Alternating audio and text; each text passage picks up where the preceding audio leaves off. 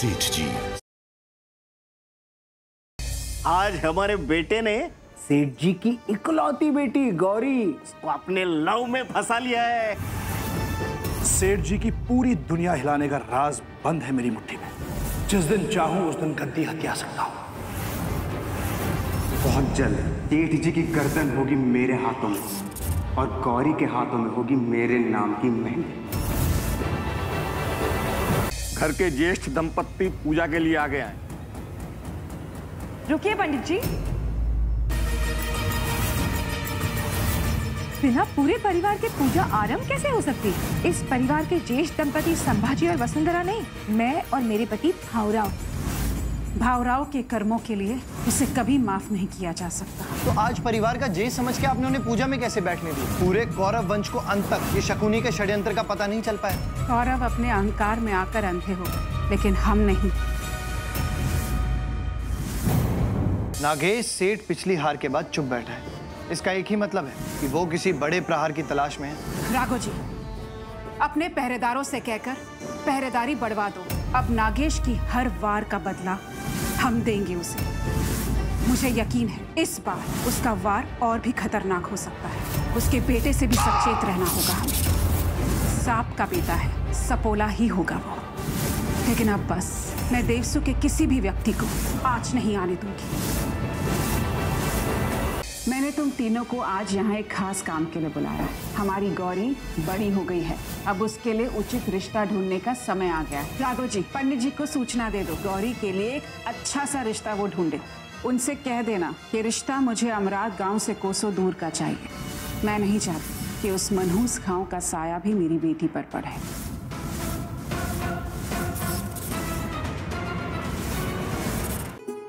बस बस भाभी, कितना खिलाएंगी? चिड़िया जितनी तो खाती है, 2 और ज्यादा खा लेगी तो क्या हो जाएगा? भाभी वो सब तो ठीक है, लेकिन इसमें घी कितना सारा है। हाँ घी तो है, लेकिन इसीलिए तो इतना सुगंध है। मस्त है ना? भाभी सुगंध तो ठीक है, लेकिन इसके साथ साथ मोटापा भी आता है।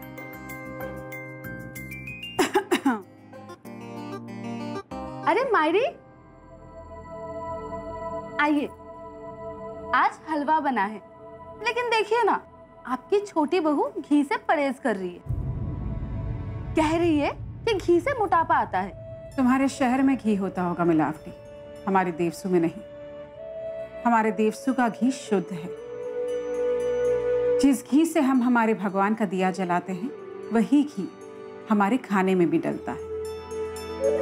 इस गांव की शुद्ध घी से ना ही मोटापा होता है और ना ही आलस। सॉरी सेठ जी। वसुंधरा, सबको और हलवा परोसो। वैसे भी हमारे घर की बहुओं को, औरतों को और शक्तिशाली और मजबूत बनना है।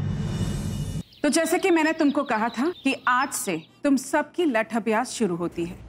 मायरी, मैंने आपको कल बताया था ना, मेरे पेट में बहुत दर्द है, इसीलिए मैं आज नहीं आ सकती। लेकिन मैं कल से पक्का आऊंगी। गौरी, तुम हमेशा ऐसे करती हो। अरे रहने दीजिए सेठ जी साहब, क्यों डांटती रहती है उसे? छोटी बच्ची है, जाने दीजिए ना। ठीक है, गौरी के स्थान पर आज तुम चलो। देवी, जितनी तेज तुम्हारी जुबान चलती है ना, उतने ही तेज तुम्हारे हाथ पैर चलते होते तो आज हमारे देवसु के कुछ काम आई होती तुम। ठीक है, तुम आज घर पर रहोगी और गौरी की देखभाल करोगी।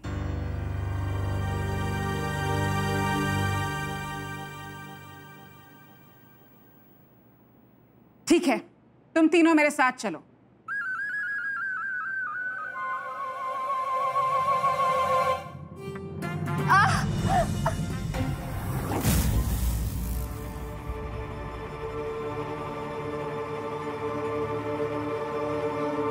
वसु, क्या हुआ ऐसे? अब मायरी, शायद इसके पैर में मोच आ गई।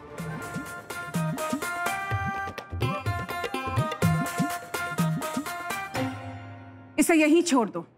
तुम दोनों मेरे साथ चलो और इससे कह दो कि कल से इसकी अभ्यास शुरू नहीं होगी। बल्कि सीधा सीधा इसकी परीक्षा ली जाएगी। ये तो देवा की कृपा है कि देवसू पे ये भूकंप दिन में आया है, रात में नहीं। रात में आया होता तो पता नहीं कितने देवसू वासी।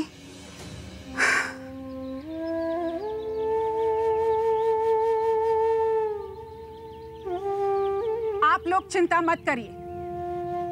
राघव जी, जिन जिन के घर टूट गए हैं उन लोगों के घरों की मरम्मत शुरू करवाओ। जो आज्ञा सेठ जी। मैं आप सबको वचन देती हूँ कि हम इस भूकंप में एकत्रित हैं, तो इससे उभरेंगे भी हम एकत्रित होकर।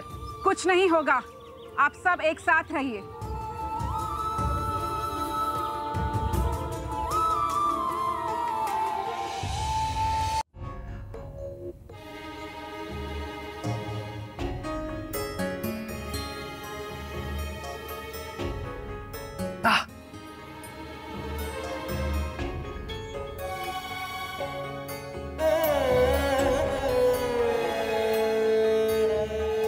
अगर तुम्हारा ध्यान नहीं है ना तो मैं खुद ही लेप लगा लेता हूँ। लाओ, मेरे पास और भी बहुत काम है, पूरा दिन नहीं है मेरे पास।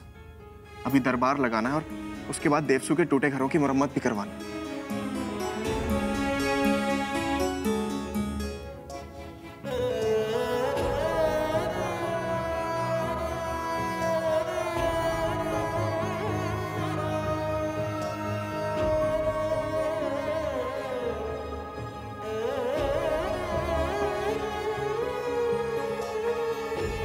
लाइए ना, आप रहने दीजिए, मैं इसे जल्दी जल्दी से कर देती हूँ।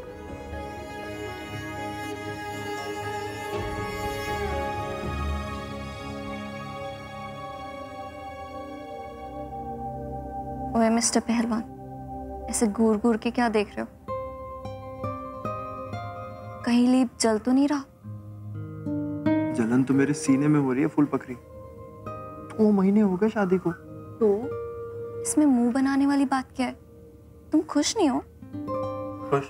देवसू के लोगों की दृढ़ता और साहस ना कभी टूटा है और भविष्य में ना कभी टूटेगा। इनमें से कुछ लोगों के घर नष्ट हो गए हैं। जब तक उनके घरों की मरम्मत पूरी तरह से खत्म नहीं हो जाती, वो यही हमारे हवेली में रहेंगे। ये सेठ जी साहब तो मेरे ही पीछे पड़ी हुई हैं। चाहती है कि मैं उनके साथ जाके रात को सोऊं। कल मैंने गलती से भी कुछ बोल दिया तो अच्छा हुआ सेठ जी साहब के कमरे से निकल गई। ये कौन घूम रहा है हवेली में इतनी रात को?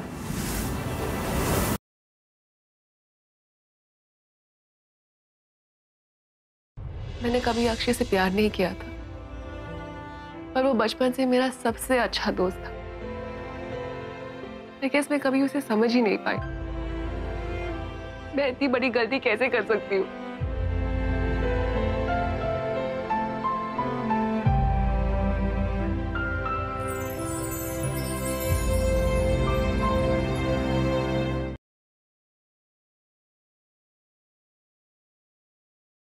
हमारे पास चिराग जोशी की फोन आया। फोन करने वाले ने कहा कि इस किडनैपिंग में आपका हाथ। आज के बाद अगर आप लोगों ने ऐसा कुछ भी करके उसे वापस इस घर में लाने की कोशिश की ना, कि आप सब लोग मुझे हमेशा हमेशा के लिए खो दोगे। आज के बाद मेरे पापा का हाथ तेरे सर से हमेशा हमेशा के लिए उठ चुका। अब जीकर बता राजपीपला में अपनी झूठी शान के साथ।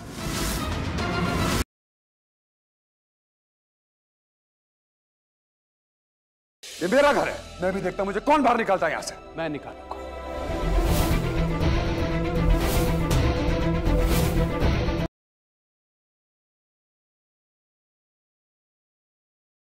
आप चिंता मत कीजिए भाई साहब, मैं कल सुबह सुबह ही पूजा को आपके घर भेज दूंगी। जैसा आप लोग ठीक समझे, तो फिर मैं चलता हूँ।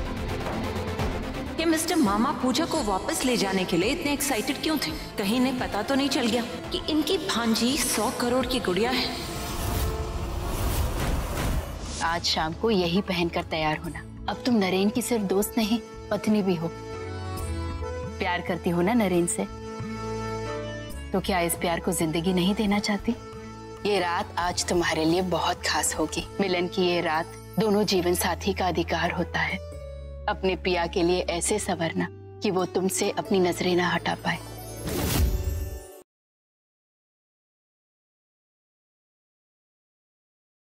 मैं नहीं चाहती थी कि मेरी वजह से आप अपनों से दूर रहे। क्योंकि मुझे पता है तुमने जो किया है मेरे लिए किया है, जो कि आप उस बारे में मत सोचो। तुम बस आकर लेट जाओ। काहे लेट जाए? क्यों लेटना क्यों है? आपके घर किसी को लाया गया ना हॉस्पिटल से, प्लीज बताइए वो कहाँ है? माय सन थॉमस, वो गॉड के पास चला गया। कहाँ लेकर गए? कॉमन बरिंग ग्राउंड ले गए उसे। तब तो वो बरी भी हो चुका होगा।